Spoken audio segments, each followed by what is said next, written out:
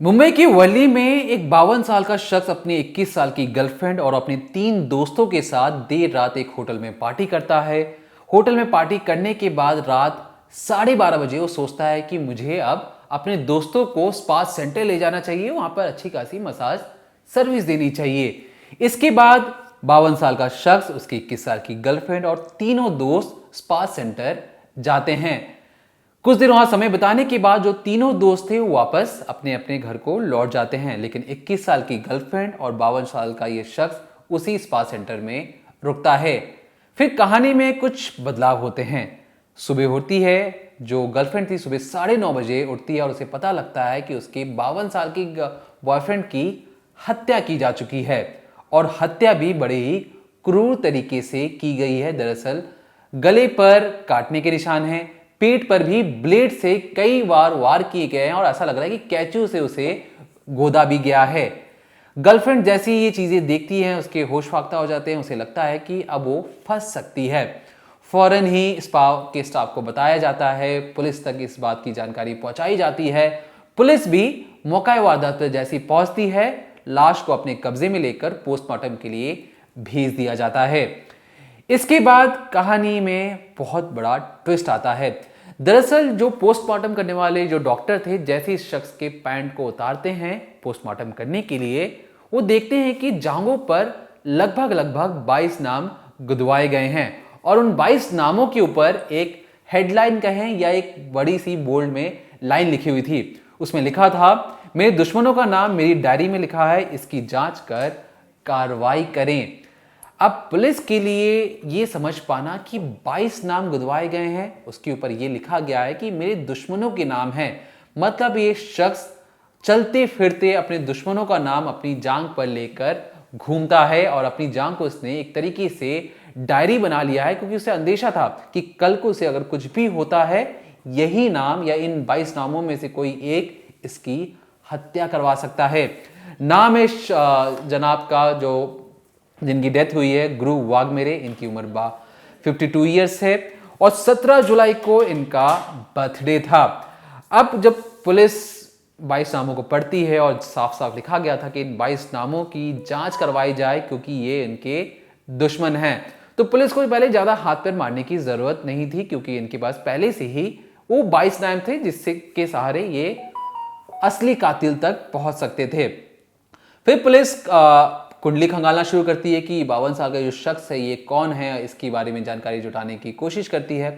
तो पता लगता है कि जो 52 साल का जो शख्स है, इस पर लगभग 22 मामले दर्ज हैं। ये तमाम जितने भी बड़े बड़े स्पा सेंटर के मालिक होते हैं, उन्हें ब्लैकमेल करता है, उनसे जबरन वसूली करता है, उन्हें डराता है, धमकाता है। लड़कियों के नाम पर भी ये कई स्पा सेंटरों के मालिकों से धोखाधड़ी भी कर चुका है। तो लगभग जनाब के खिलाफ 22 मामले पहले से ही दर्ज थे, और ये आदतन अपराधी भी था। इस बात का पुख्ता सबूत पुलिस को मिल चुके थे। लेकिन फिर हत्या किसने करवाई? ये 22 नामों में से वो नाम कौन है जिसने जो कातिल हो सकता है? पुलिस फिर छानबीन करती है। पता लगता है कि 17 जुलाई 2024 को इनका बर्थडे भी था, और इन्होंने बर्थडे भी बहुत अच्छे तरीके से सेलिब्रेट भी किया। इसके बाद जो गुरु वाघमेरे हैं, इनके कुछ खासम खास दोस्त भी हैं। दोस्त कहते हैं कि तुम्हारा बर्थडे बीत गया, तो उन्हें अलग से पार्टी चाहिए थी, स्पेशल दोस्तों को पार्टी चाहिए थी। अब जो एलिज्ड गर्लफ्रेंड है, जिस इस पूरे सिनेरियो में जो इस लड़की का नाम आ रहा है, कहा जा रहा है कि वो उसकी गर्लफ्रेंड है, या कहें अब तक जो भी जानकारी सामने आई है, ये चारों मिलकर, 3 दोस्त और ये लड़की चारों मिलकर गुरु वाघमेरे से कहते हैं कि उन्हें पार्टी चाहिए, और एक अच्छे रेस्टोरेंट में पार्टी चाहिए जहां पे डिस्को हो, पब हो। इसके बाद फैसला लिया जाता है, गुरु वाघमेरे इन सबको पहले होटल सयान में लेके जाता है। वहां पर देर रात तक ये लोग पार्टी करते हैं, और रात की 12:30 बजे जैसी पार्टी खत्म होती है, फिर ये चारों जो लोग थे, जो गुरु वाघमेरे से कहते हैं कि इन्हें अब स्पा सेंटर जाना है, वहां पे जाके थोड़ा बहुत एंजॉय करते हैं। फिर होटल सयान से 12:30 बजे लोग निकलते हैं, फिर ये स्पा सेंटर पहुंचते हैं, और जो तस्वीर आप देख रहे हैं, इसी स्पा सेंटर में रात के 12:30 बजे करीब पहुंचते हैं। यहाँ पर कुछ समय बिताने के बाद जो तीनों दोस्त थे वो वापस अपने अपने कमरे में चले जाते हैं। फिर कहानी में एक ट्विस्ट आता है। पहला ट्विस्ट, जो जिस तरीके से जांघों पर नाम दिखा था डॉक्टरों को, उस ट्विस्ट से पुलिस महकमा और डॉक्टर खुद हैरान थे। दूसरा ट्विस्ट, इस स्पा सेंटर के अंदर जाने के बाद जब पुलिस पहली बार सीसीटीवी फुटेज खंगालती है तो उन्हें नजर आता है कि गड़बड़ सिर्फ इन 4 दोस्तों के साथ नहीं है। दरअसल कुछ लोग इस शख्स का कई दिनों से पीछा कर रहे थे। दरअसल जब ये स्पा सेंटर के अंदर जाते हैं तो पता लगता है कि कुछ लोग रेनकोट के जो क्योंकि मुंबई में हाल ही में बहुत ज्यादा बारिश हो रही है, तो 2 लोग रेनकोट के जरिए इनका पीछा कर रहे थे। मतलब रेनकोट उन्होंने पहना हुआ था और ये जहां जहां जा रहे थे ये पीछे पीछे उनका पीछा कर रहे थे। अब होता यूं है कि स्पा सेंटर पर उतरने के बाद ये लोग कुछ देर बातचीत करते हैं। जो उसकी गर्लफ्रेंड थी 21 साल की और जो 3 दोस्त थे, ये लोग कुछ थोड़ी देर बात करते हैं।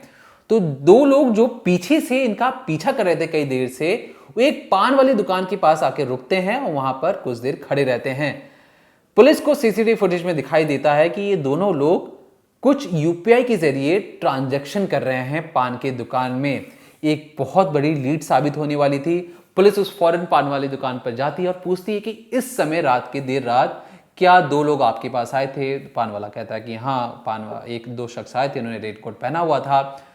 फिर उनसे पूछा जाता है कि आप ये बताइए कि आपको पेमेंट तो किया होगा उन्होंने। वो कहता है हाँ, यूपीआई के जरिए पेमेंट किया था। उस हिस्ट्री को जब खंगालने के बाद पता लगता है कि मोहम्मद फिरोज अंसारी इस नाम से पेमेंट किया गया था। पुलिस को नाम पता लग गया। पुलिस को जिस यूपीआई ट्रांजैक्शन या मोबाइल नंबर से पेमेंट की गई थी उसके बारे में जानकारी मिलती है। पुलिस उसी नंबर को ट्रेस करना शुरू करती है। उसकी कॉल रिकॉर्डिंग निकालती है तो पता लगता है कि ये जो स्पा सेंटर है, सॉफ्ट टच स्पा सेंटर, इसके जो मालिक है संतोष, माफ कीजिएगा मैं उसका आपको पूरा नाम, संतोष शेरखर, ये इस स्पा सेंटर के मालिक हैं। और 2 लोग जो पीछा कर रहे थे, जिन्होंने पान खाने के लिए यूपीआई के जरिए पेमेंट किया था, उस नंबर के जरिए इन दोनों नंबर में कई बार बातचीत हुई थी उस देर रात को।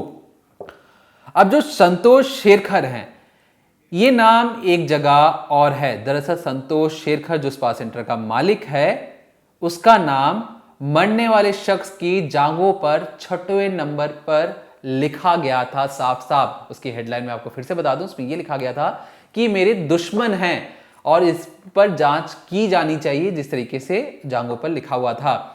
अब संतोष शेरखर का नाम जांघ पर है। जो कातिल पीछा कर रहे थे उस पान की दुकान पर, जिन्होंने पेमेंट किया था, उनसे बातचीत भी संतोष शेरखर का नाम आता है। तो पुलिस के पास पुख्ता सबूत तो आ चुके थे संतोष शेरखर के लिए। अभी दोनों जो रेनकोट वाले जो लड़के थे, इनका नाम मैं आपको बता दूं, मोहम्मद फिरोज अंसारी है और दूसरे का जो नाम है, जिस तरीके से वो लोग पीछा कर रहे थे, दोनों का नाम था फिरोज और साकिब। जो 2 हत्यारे थे, ये दोनों हत्यारे अंदर जाते हैं और लगभग 7,000 रुपए की जो कीमत के इनके पास चाकू और ब्लेड थे, ये एक के बाद एक कई वार करते हैं, पेट पर गला काट देते हैं। और जो उसकी 21 साल की जो गर्लफ्रेंड है, जो अब तक पुलिस इन्वेस्टिगेशन में जो समझ में आया है कि उसे 2 शख्स अलग कमरे में लेके चले जाते हैं। जो उसकी गर्लफ्रेंड थी वो अपने 52 साल के बॉयफ्रेंड को छोड़कर अलग कमरे में चली जाती है और उसे सुबह पता लगता है कि रात में जो 2 हत्यारे आए थे, उन्होंने कत्ले-आम मचा दिया है। दरअसल जो वाघमेरे हैं, इनकी हत्या करने वक्त जब उसकी गर्लफ्रेंड को दूसरे कमरे में लेके जाते हैं तो कैंचियों से कई वार किए जाते हैं और ब्लेड से वाघमेरे का गला भी काट दिया जाता है। दूसरे ब्लेड से पेट में भी कई वार किए जाते हैं।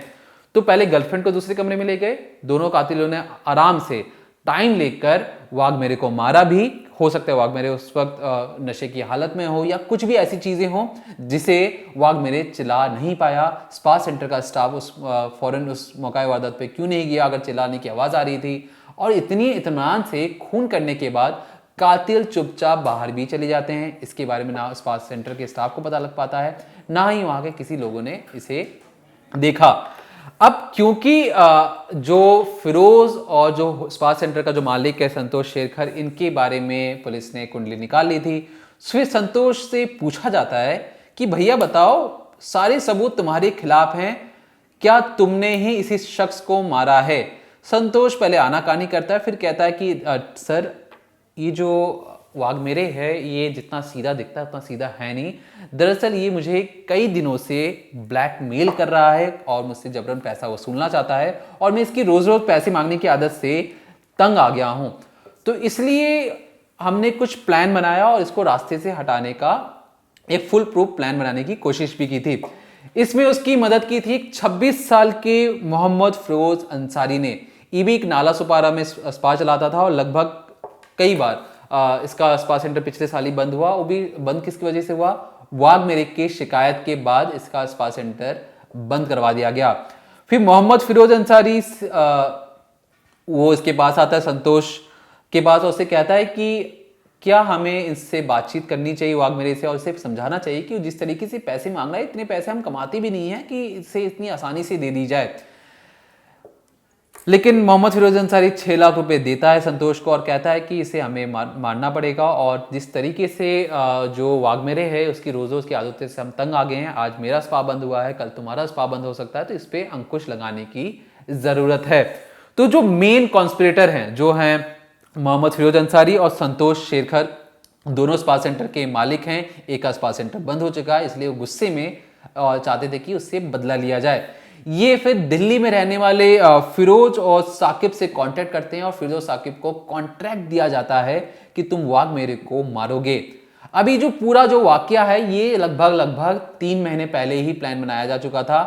जो फिरोज और साकिब दिल्ली से जाते हैं, वहां पर रेकी करते हैं, देखते हैं कि वाघ मेरे कहाँ जाता है, कब कब पार्टी करता है, किसके साथ घूमता है, कहाँ क्या कर रहा है, इसके बारे में फुल प्रूफ चीजें ये लोग इकट्ठा करते हैं। और कई दिनों की रेकी के बाद जब वाघ मेरे अकेला होता है, जब वह अपनी गर्लफ्रेंड के साथ स्पा सेंटर में रुकता है, तो ये दोनों हत्यारी जब बहुत दिनों से पीछा कर रहे थे, उस रोज भी जब ये पीछा कर रहे थे तो इन्हें मौका मिलता है और ये उस मौके को बिना गवाए वाघ मेरे को मौत के घाट उतार देते हैं। तो फिलहाल जो दोनों स्पा सेंटर के मालिक हैं वो अरेस्ट हैं। जो गर्लफ्रेंड है उसे पूरे दिन पूछताछ करने के बाद उसे भी हिरासत में लिया गया है। तो दोनों हत्यारे थे, उनमें से एक कोटा भागने की कोशिश कर रहा था और राजस्थान की जो ट्रेन में पकड़ा गया, राजस्थान से कोटा गरीब रथ की ट्रेन, गरीब रथ एक्सप्रेस पकड़ के वो जा रहा था, उसे वहां से पकड़ लिया गया, उसे वापस मुंबई लाया जा रहा है। और ये जो लगभग इसमें 5 अरेस्ट हो चुके हैं, लेकिन अभी भी कई सवाल जो अनसुलझे हैं वो ये हैं कि वो पहला शख्स कौन था जिसने पुलिस को बताया कि वाघ मेरे की हत्या की जा चुकी है। गर्लफ्रेंड इतनी आसानी से कैसे मान गई कि वो दूसरे कमरे में जाने को राजी हो जाती है और हत्यारे बड़े इत्मीनान से उसकी हत्या कर देते हैं। और गर्लफ्रेंड को इस बात की जानकारी सुबह लगती है, बल्कि ये जो पूरा वाकया है रात के 2:30 बजे का है, 2 से 2:30 बजे का है। जब पुलिस जब तक पहुंचती है तो तकरीबन दोपहर के 12 बज चुके थे। तो लगभग क्यों इस गर्लफ्रेंड दूसरे कमरे में जाती है, गर्लफ्रेंड को इतना टाइम क्यों लगा पुलिस को बताने में कि उसकी बॉयफ्रेंड की हत्या की जा चुकी है। तो कई अनसुलझे सवाल हैं जिसका पुलिस अभी इन्वेस्टिगेशन करके पता लगाने की कोशिश कर रही है। और शायद ये पहली दफा होगा, और ये कहना गलत भी नहीं होगा, कि जिस तरीके से गजनी मूवी में जो आमिर खान थे वो नाम गुदवा कर रखते हैं कई लोगों का, उसमें भी उन्होंने अपने दुश्मनों के नाम अपने शरीर पर गुदवा रखा था। कुछ उसी तरीके से गुरु वाघमेरी भी अपने दुश्मनों का नाम उन्होंने अपनी जांघों पर लिखवाया था, और उन्हें ये लग रहा था कि अगर कल को मेरी कोई भी जान ले तो वो मेरे शरीर के किसी भी हिस्से के साथ कुछ भी कर सकते हैं, लेकिन जांघ के साथ शायद वो ऐसा कोई चीज़ ना करें। इसलिए उन्होंने जांघों का सहारा लिया और जांघों पर अपने दुश्मनों के नाम लिखाए भी। और उसी में 6ठे नंबर पर संतोष शेरखर का नाम था, जिन्होंने इस पूरे हत्याकांड में एक एज ए मेन कॉन्स्पिरेटर की तरह काम किया। फिलहाल सबके सब हिरासत में हैं और पुलिस बहुत तरीके से समझना चाह रही है कि इस पूरे हत्याकांड में क्या इन 22 नामों में से या इन 22 नामों के अलावा भी कोई और नाम हो सकते हैं, या फिर इन 22 नामों में भी कई लोग साथ मिलकर आए हों और इन्हें इस पूरे हत्याकांड को अंजाम दिया हो। फिलहाल ये जांच का विषय बना हुआ है और जैसी कोई इस पर नई अपडेट आएगी हम आप तक इसे जरूर पहुंचाते रहेंगे।